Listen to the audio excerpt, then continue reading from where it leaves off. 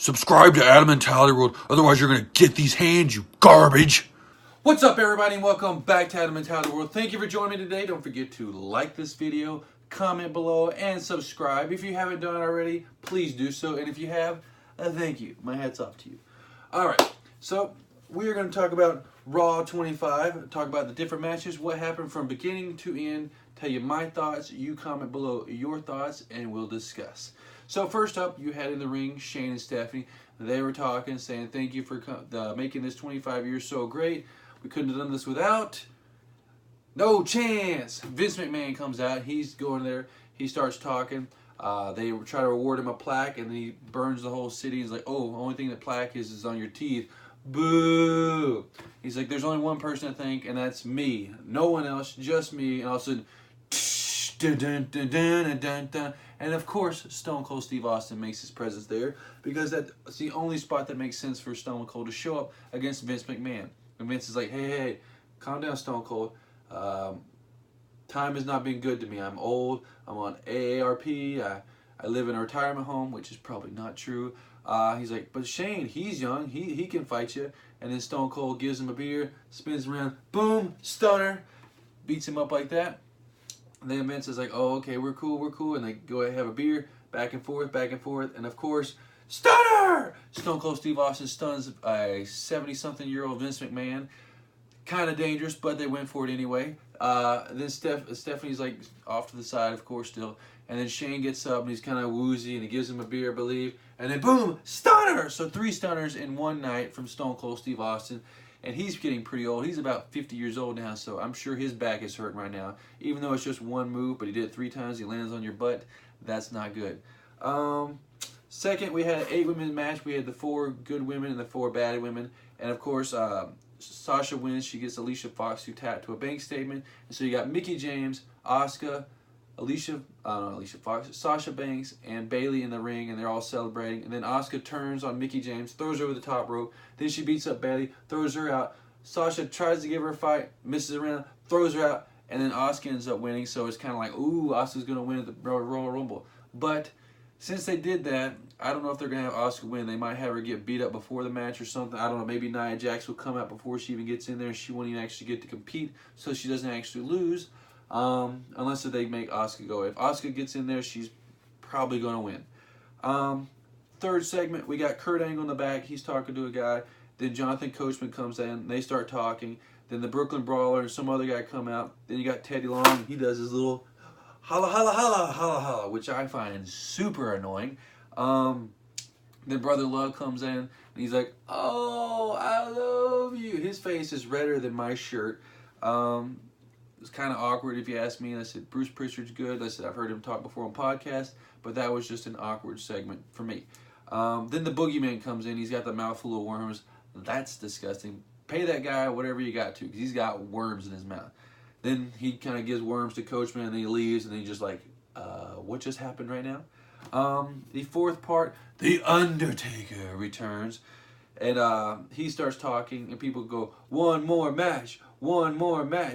No, stop it. Not one more match. He should have had one more match 6 years ago and just stopped after that. After he fought Triple H and Shawn Michaels was a special guest referee, that should have been the last match. No.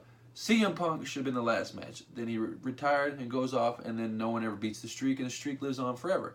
But that's just my opinion. Then he just ends up saying all the souls will stay and they will rest in peace. And I was glad because John Cena did not come out, so they won't have, hopefully, John Cena versus Undertaker. They just had Undertaker show up, and that works for me. 2 thumbs up for having him just show up and not wrestle. And no plans of ever wrestling again. Fifth part, you got the first of many APA poker matches. Heath Slater loses the card game, and then the $1 Million Man shows up. That was cool. Then you had a GM segment. We had all the bunch of the past GMs show up. You had John Laurinaitis, William Regal, Eric Bischoff got a big pop, and then Daniel Bryan got a huge pop, even though they see him every week, and everybody's like, yes. So, whatever. Seventh part, we had, while they're doing that, while they're chanting yes, then, of course, The Miz comes out because he's got an Intercontinental Championship match against Roman Reigns, the big dog. So Miz comes out, looks at Daniel Bryan, they give each other looks. Then Miz comes to the ring. during the match, it was a decent match. Miz Taraj interferes with him, messes up Roman Reigns, and then they get kicked out. Then the Miz gets Roman Reigns in a skull-crushing finale, and he almost pins him 1, 2, 3, but he doesn't. And then what's his name? Roman Reigns starts to get some offensive, starts fighting back and forth. He goes to spear Miz, but Miz moves, and he'd already stripped the cover off the turnbuckle. So Roman Reigns hits it with his head, kind of gets him all daisy. Then Miz gets up behind him, skull crushing finale, boom! Pins him 1, 2, 3, and new Intercontinental Champion, The Miz. He is an 8-time Intercontinental Champion. The only person who has gotten more Intercontinental Championship reigns is Jericho with 9. So Miz is most definitely going to pass it at some point in time, which he kind of deserves it. He's done really good with Intercontinental Championship. Not that he can compete with Chris Jericho. Then we had the 8th part. We had the Peep Show. That was Christian. He was like, hey, am I just hearing things, or are there a bunch of peeps out there? He brings out Seth Rollins and Jason Jordan. People love Seth Rollins. They hate Jason Jordan. Jason Jordan's doing an excellent job at getting people to hate him. Then the Bar comes out, and they say, Kurt Angle doesn't suck. Your dad does. You suck. You suck. So then they start fighting. Seth Rollins throws Sheamus over. Then Seth Rollins is on the outside. What's his name? Jason Jordan has Cesaro, holds him back like this. He's like, here, hit him with a knee. And then at the last second, Cesaro leaps out of the way. Seth Rollins hits the knee onto Jason Jordan's face. And then there's a little bit of turmoil, like, oh no, whatever, blah, blah. They're going to make it seem like it's Seth's fault. That is not Seth's fault. That is Jason Jordan's fault. He should have held him better. But at the same time, Cesaro is a freak of nature. You cannot hold that guy back. That guy is the strongest person pound for pound. I'm sure Braun is stronger overall, but Cesaro, pound for pound, has got to be the strongest person in WWE. So I understand why Jason Jordan couldn't hold him. Then we had a backstage part. We had Alexa Bliss talking to Charlotte. This, of course, has them going, oh, I'm the queen, I'm the whatever, blah, blah, to introduce, woo, the 16-time champion Ric Flair. It's always awkward seeing him now because he almost died. I met him before, luckily for me. Then we got the 10th segment, another poker segment. Heath loses again, and he loses to Natalie with a Queen of Hearts. Oh, that's cunningly funny. 11th part, you had Bray Wyatt versus Matt Hardy. The only good thing about this was the fact that Bray Wyatt won. Bray Wyatt could be a huge superstar, but they keep burying him. I don't know how this feud's going to end. Hopefully Bray Wyatt wins, because I don't know about the rest of you guys. We'll go off right here. I am sick and tired of this whole Woken thing.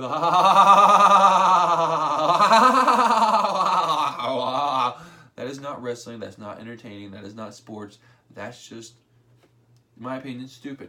I said it. I said it. Matt Hardy's Woken thing is stupid. Okay, I understand people love the Broken thing, but the only reason they loved it was because it was so stupid that it's like, oh wow, this is kind of interesting and different. It's good the first time, and they take him away from it, and they bring it back, and they can't say broken, so they say Woken. I don't know. I love Matt Hardy. I think he's a great wrestler. He was one of the best ones. I loved him and Jeff Hardy, but this Woken thing is got to go. I said nobody popped bigger than me when the Hardy Boys came back for WrestleMania, but that being said, Woken's got to go. 12th part, we had a whole bunch of former women or divas or female superstars come out. First we had the Bellas come out. Then we had a pregnant Maurice. Then we had Kelly Kelly. We had Lillian, Jacqueline, Tori Wilson, who still looks phenomenal. If you see her again, she has huge quads. They said that lady works out. I follow her on Instagram for a reason, people. She's still pretty. Michelle McCool, a.k.a. Mrs. Undertaker. Then we had Terry Reynolds. Maria Kanellis, also pregnant. It started to look like some kind of maternity thing going on here. We got Maria. We got a lot of pregnant people. Then we had Trish Stratus come out for the big pop because she's one of the ones that people love the most. We didn't get Lita, but she's there sometimes at wrestling, at pay-per-views and stuff like that, so I understand. The 13th part, this was really cool, I thought. We had Elias walking down the hall just with his guitar, and all of a sudden, boom, who do we get? Y2J, Chris Jericho. People, that was possibly the hugest pop of the night because people were like, oh shoot, he was at Wrestle Kingdom, now he's back at WWE. What's he doing? What's he doing? Chris Jericho is doing what he wants to do. He's a superstar, a rock star, and he gets to go wherever he wants, whenever he wants. They get the pop. He sings him a song. He puts him on the list of Jericho. Then it cuts to Elias out in the ring, and he points out John Cena and tells the city they stink. He starts making fun of them. Then John Cena comes out, and John Cena's like, "Hey, you want to fight? Let's do this." And Elias is like, "I don't want to fight." And then he tries to beat up John Cena. Then John Cena picks him up, drops him, does this 5-knuckle shuffle. Then he gets him up for the attitude adjustment. And thank the good Lord, Elias slips out. Boom! Low blow to John Cena. I love John Cena, but John Cena does not need to go over. Elias Sampson needs to go over, or Elias needs to go over. Then he hits him with a guitar, and Elias walks out strong. Just like with Miz versus Roman, thank goodness. That was huge. I said, you didn't have Roman go over Miz, you didn't have John Cena go over Elias. So 2 thumbs up right there for me. Then we had another poker thing. Heath found out that he was cheating, so they kicked him out. He had to go to the ring. 15th, you had Mark Henry and the Godfather talking backstage. Oh, like old times, blah, blah. Come to find out that Ho is not actually Ho. It is Godfather's wife. I can't remember her name. I'll say Olivia or something like that. 16th, you cut back to Apollo Crews and Titus versus Heath and Rhino. They're going back and forth in the ring, and all of a sudden the Dudley Boys come out. Everybody gets out of the ring, and then they throw Heath in there. Heath gets the headbutt to the crotch, and then he also gets the 3D through the get the tables, Dudley, Devon. So that was a bad night for Heath. I'm gonna be honest with you. He was cheating, he was losing, and he got 3D and was up. So Heath, you were the loser of the night, unfortunately. You got a lot of airtime though, but you look like a loser.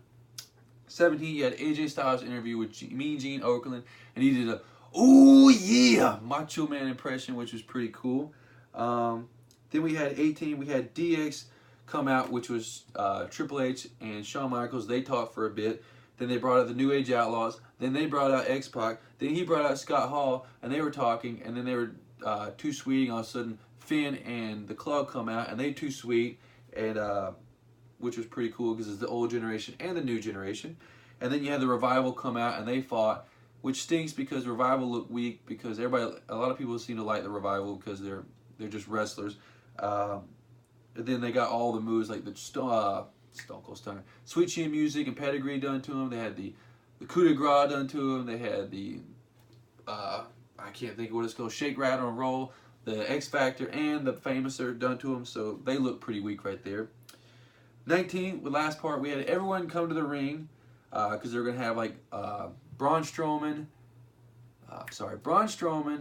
Brock Lesnar, and Kane in the middle of the ring. So Kurt Angle was talking, and so he introduces Braun Strowman. Braun comes out, then Kane comes out, and they're talking, and everybody gets in the ring. Like, a bunch of people get in the ring like, hey, calm down, calm down, calm down.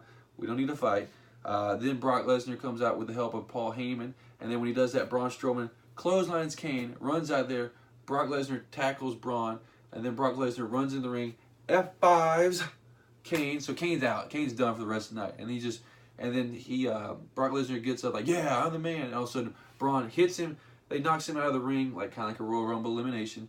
Gets him out there. He starts pulling the stuff off the tables, and he gets him up. Power slams, boom, puts him through the downstairs table. So Braun went over. He got in the middle of the ring. Braun. So I guarantee you, Braun is not going to win the Universal Championship. It's up there. You can't see it right now, but I have the Universal Championship. If you don't believe me, check out my other videos. He will not be winning the Universal Championship at Royal Rumble because he went over on the Raw before. That's my prediction right now.